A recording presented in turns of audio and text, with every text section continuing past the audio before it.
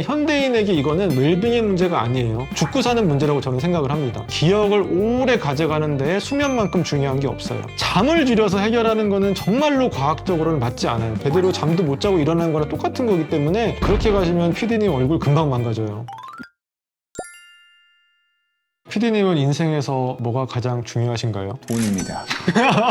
전혀 고민 없이 돈이라고 얘기를 하시네요.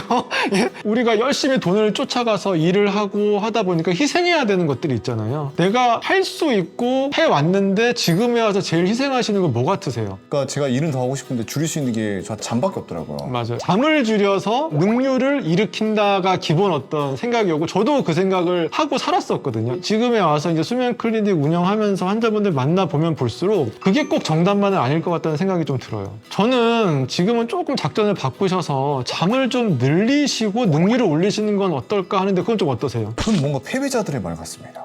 패배자요? 아니 그렇게 중요한 얘기를 하는데 좀 패배자라고 규정을 하신 거예요 지금? 아니 뭔가 잠을 자면 게으르다는 느낌이 좀 강하잖아요. 아 그런 느낌이 있을 수 있죠. 네. 제가 오늘 잠을 잘 자야 되는 이유 5가지를 좀 알려드릴게요. 잠의 중요한 기능 중에 하나는 생체 조직을 재생하고 회복하는 과정에 굉장히 필수적인 역할을 합니다. 피디님 생각하시기에 감기 걸리면 어떤 게 제일 효과적일 것 같으세요? 약 먹는 거 아닙니까? 약 먹고 소주 먹고 뭐 이런 거 제일 많이 얘기했었죠. 근데 실제로는 잠을 푹 자면 우리 면역력이 완전히 올려지기 때문에 그런 병균으로부터 우리 몸을 방어해주는 기능들을 하게 되죠. 수술 받은 분들한테 가장 많이 듣는 질문 중에 하나가 뭐 선생님 뭐 보약을 먹어야 되나요? 뭐 장어를 먹어도 되나요? 이런 얘기 굉장히 많이 하시거든요. 근데 실제로는 제가 다 필요 없다고 얘기 드리고 잠만 잘 주무시면 회복됩니다라고 얘기를 드려요. 그만큼 수술한 이후에도 어떤 상처 치유, 회복에 아주 필수적인 영향을 미치는 게 수면이에요.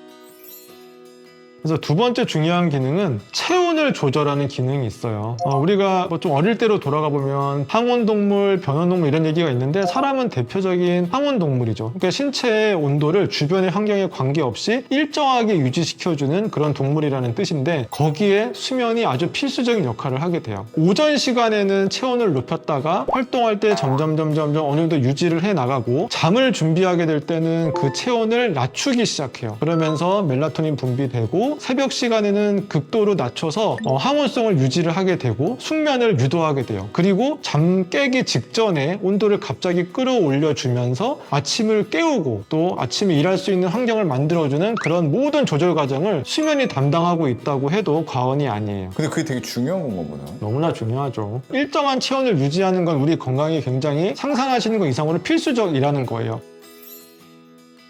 그리고 이제 세 번째는 신진대사를 조절하는 기능이 있어요. 신진대사는 뭐 여러 가지 기능들이 있지만 대표적인 예가 비만과 관련돼서 생각을 해볼 수가 있는데 우리 몸은 수면 시에 여러 가지 변화들을 일으키는 것 중에 하나가 비만에 관련된 물질들을 조절하게 돼요. 그래서 뭐 대표적으로 식욕을 조절하는 렙틴 같은 물질이라든지 스트레스 호르몬 코티졸이 증가된다든지 뭐 혹은 인슐린 저항성이 개선이 된다든지 하는 등의 비만과 관련된 것들을 조절하는 게 양질의 수면 시 가능하다는 거를 꼭 아셨으면 좋겠어요. 그러니까 우리 몸에서 대표적으로 잘 때 분비된 호르몬이 성장 호르몬이에요. 성장 호르몬은 꼭 아이 때만 중요한 게 아니에요. 물론 아이 때 성장 호르몬이 많이 분비되면 키 크고 발육하는 데 도움이 되지만 어른들도 무시할 수가 없는 게 우리가 운동 열심히 해서 근육 만드는 데 제일 중요한 것 중에 하나가 성장 호르몬이에요. 그리고 또 중요한 게 여자들 피부 미용. 피부가 잘 때 굉장히 회복이 되면서 반짝반짝하게 광이 나는 좋은 피부가 돼야 되는데 그걸 도와주는 게 성장 호르몬이거든요. 그래서 성장 호르몬은 12시 전후 수면, 깊은 수면 나올 때 가장 많이 분비되기 때문에 꼭 12시 전후 수면을 지켜주세요. 그래서 보통 PD님 제가 알기로는 뭐 7시에 일어나시는 걸로 알고 있고 또 한 5시간 주무신다고 했으니까 대충 계산해보면 2시에 주무시잖아요. 그럼 한마디로 깊은 수면 다 날려버리고 제대로 잠도 못 자고 일어나는 거랑 똑같은 거기 때문에 그렇게 가시면 PD님 얼굴 금방 망가져요. 아 그러면 제 피부는 더 푸석해질 수밖에 없는 건가요? 당연히 더 푸석해질 것 같고 그래서 차라리 12시에 주무시고 5시에 일어나세요. 그게 더 빡셀 것 같은데요? 빡세도 건강엔 훨씬 좋으실 거예요. 이제 5번째 중요한 게 기억에 관한 기능이 있어요. 그래서 우리가 여러 가지 글로 배운 것들, 몸으로 배운 것들 이런 것들이 수면 시에 장기적으로 저장이 돼요. 예를 들면 시험을 본다면 전날 모든 거를 다 다시 공부해야 되는 일이 생기는 거잖아요. 그런데 사실 인간은 그렇지가 않죠. 그게 주로 단기적인 기억이 장기 기억으로 구조화되고 재생산되고 오랫동안 유지될 수 있도록 도와주는 과정 자체가 우리가 수면 시에 일어나기 때문에 기억을 오래 가져가는 데 수면만큼 중요한 게 없어요. 우리 흔히 그런 말 있잖아요. 옛날에 어르신들이 삼당 오락이라고. 그래서 PD님이 너무 옛날 사람 같다는 거예요. 잠을 줄여서 해결하는 거는 정말로 과학적으로는 맞지 않아요. 물론 그 노력은 너무 의미 있는 것들이지만 그거를 만약에 충분한 수면과 함께 가져갔다면 그 능률은 배 이상 높아질 거라고 저는 확신할 수 있어요. 만약에 잠을 양질의 수면을 취하지 않으셨다면 대표적인 이 5가지의 중요한 기능들이 상실될 수 있고 적어도 하나 이상은 손해를 보실 수 있겠죠. 그래서 만약에 이걸 계속 반복하게 하루가 아니라 매일 몇 달, 몇 년을 이렇게 지내신다면 어떻게 될까요? 바로 불면증이라고 하는 무서운 결과를 받아들일 수가 있으세요. 제가 환자분들 보면서 상상하시는 것 이상으로 불면을 경험하시는 분들은 많이 있고 굉장히 힘들어들 하세요. 이 불면증을 예전에는 굉장히 잘 사는 분들의 웰빙 정도로 생각하는 경우가 많이 있었는데 현대인에게 이거는 웰빙의 문제가 아니에요. 죽고 사는 문제라고 저는 생각을 합니다. 근데 원장님, 이 불면증의 기준이 솔직히 좀 애매한데요. 그 얼마를 못 자야 불면증이라고 생각하는 거예요, 사람들이? 그래서 우리가 불면 그럼 제일 먼저 떠오르는 건 잠이 들기 어려운 문제잖아요. 그래서 잠이 들기 어려운 거는 보통 예전에는 한 10분 정도 잠이 안 나도 불면이라고 한 적도 있었어요. 근데 좀 더 넓은 의미의 불면에서 보면은 잠이 들기 어려운 것만 불면은 아니에요. 자도 잔 것 같지 않은 느낌, 내가 원하지 않는 시간에 깨버리는 거, 너무 자주 깨는 여러 가지를 포함해서 전부 다 불면의 범주에 넣고 있고 그 모든 환자들을 우리가 불면증이라고 부를 수 있어요. 모든 수면 장애는 그래서 불면증이라고 하는 한 큰 범주에 넣어도 크게 무리는 없을 것 같아요. 아, 그럼 원장님이 여태까지 얘기해 준 게 다 수면장애인 거예요? 그럼요. 수면 장애죠. 근데 영상을 보다 보면 내가 수면장애인 거 아닌가 되게 궁금해하시는 분들도 있을 것 같은데. 그래서 어떤 의심이 들 때마다 사실은 병원을 찾을 수는 없잖아요. 그래서 이런 거 간단하게 알아두시면 도움이 될 것 같은데요. 몇 가지 자각을 할 수 있는 증상들을 가지고 판단해 보시라고 제가 밤에 겪으실 수 있는 문제와 낮에 겪으실 수 있는 문제를 분리를 해서 몇 가지 예를 좀 들어드리고 싶어요.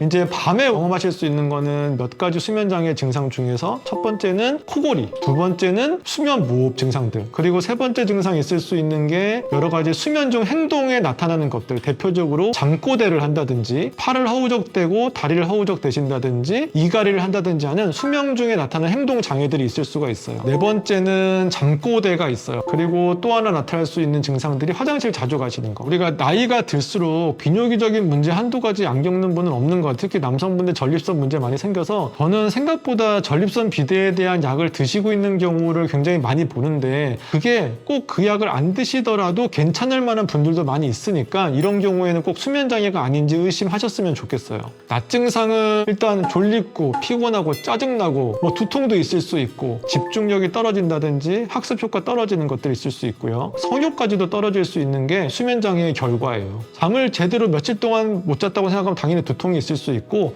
또 수면 무호흡 같은 게 반복되면은 두통도 올 수가 있어요. 고칠 수는 있나요? 당연히 고칠 수 있죠. 우리가 불면에 대해서 아까 전에 얘기를 드렸었는데 크게 보면은 환자분들이 이해하기 쉬우려면 두 가지로 분류를 해보셨으면 좋겠어요. 첫 번째는 잠이 들기 어려운 문제, 그리고 두 번째는 유지하기 어려운 문제로 나눠보셨으면 좋겠어요. 들기 어려운 문제는 보통은 정서적인 면과 밀접한 관련이 있어요. 뭐 어떤 극한의 스트레스를 받으셨다거나 너무 피곤하시다거나 혹은 너무 우울하시다거나 이런 어떤 감정적인 문제랑 연결되어 있는 경우가 잠이 들기 어려운 문제에서는 발견이 쉽기 때문에 그런 부분에 어떤 이완을 한다든지 상담을 한다든지 이런 것들이 도움이 되실 수가 있고 유지하기 어려운 문제는 조금 달라요. 유지하기 어려운 문제는 신체적인 문제를 동반한 분들이 많이 있거든요. 코골이 수면무호흡과 관련돼서 호흡 때문에 컥컥하면서 계속 뇌를 깨워서 깊은 수면에 못 가게 하는 경우들도 있고 또 주기성 사지운동 장애라고 해서 다리를 움찔움찔 하느라고 머리를 계속 깨우는 그런 신체적인 병들도 있거든요. 이런 것들은 그 신체적인 문제 몇 가지만 교정을 해버리면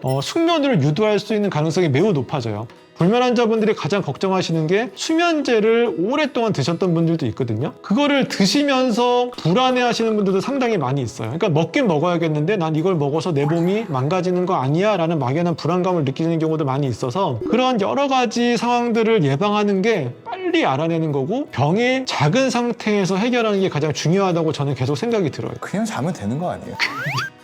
아무 소용이 없네요, 진짜로. PD님은 저랑 같이 꿀잠의 세계를 꼭 갈 수 있다고 저는 믿습니다. 그래서 시청자분들도 우리 PD님과 마찬가지로 꼭 꿀잠의 길로 갈 수 있도록 저와 함께 동행하시면 좋을 것 같아요. 다양한 수면에 대한 컨텐츠 준비할 테니까 함께 계속 지켜봐 주시고 궁금한 거 있으면 물어봐도 주시고 저도 같이 동행하는 좋은 기회가 됐으면 좋겠습니다. 잠이 안 오시면 제 영상 틀어놓고 주무시면 좋을 것 같아요. 이상 여러분의 꿀잠을 안내해줄 현도진 원장이었고요. 안녕히 주무세요.